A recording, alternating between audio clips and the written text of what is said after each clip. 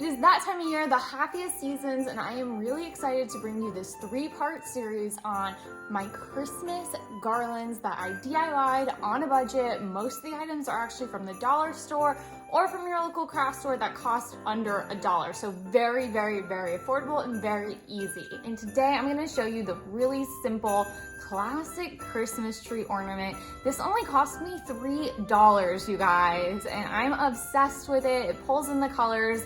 Our Christmas tree, if you guys can see over there, is very green and gold, so it was really the perfect custom garland to really match our festive theme this year. If you're new here, I'm Rachel, the blogger behind The Confused Millennial. You guys can also find me on Instagram at The Confused Millennial. If you remake any of these, tag me. I want to see what you guys are recreating. It's really cool. Anyway, let's get into it. This one's going to be probably the easiest one I've taken you through. For this DIY, you are just going to need some twine that you can find in the hardware section of your Dollar Tree, as well as whatever color ornaments you want from the Dollar Tree. And all you are going to do is figure out the length of string you are going to need for where you're hanging this and estimate longer than you think you need, because we are going to be tying the Christmas ornaments on throughout, so your rope is going to get significantly shorter than you started with.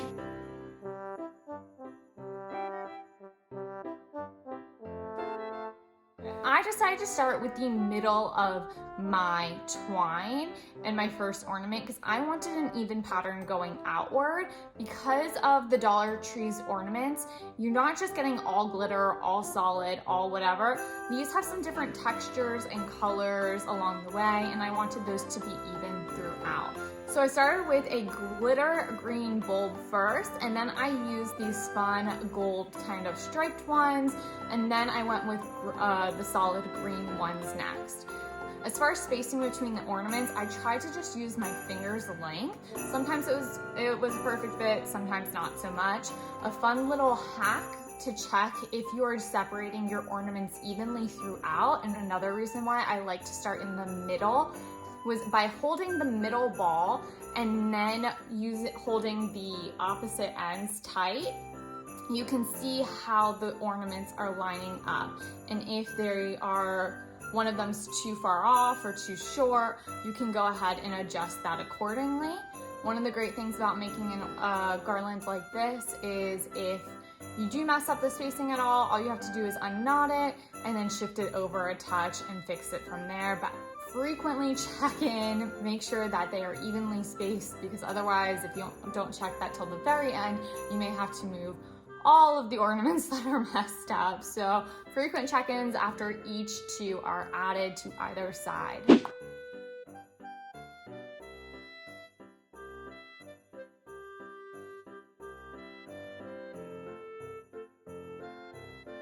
This is really easy. All you're doing is putting ornaments onto a piece of rope and knotting them. So go ahead, throw on your favorite Christmas movie, watch it in the background, and get to crafting. And make sure to check out the rest of the videos in this series where I show you how to make this gingerbread and Christmas tree garland, as well as these origami Christmas trees. You won't want to miss those. Until next time, I'm Rachel, the blogger behind The Confused Millennial. Tag me over on Instagram at The Confused Millennial. I would love to see what you guys are making.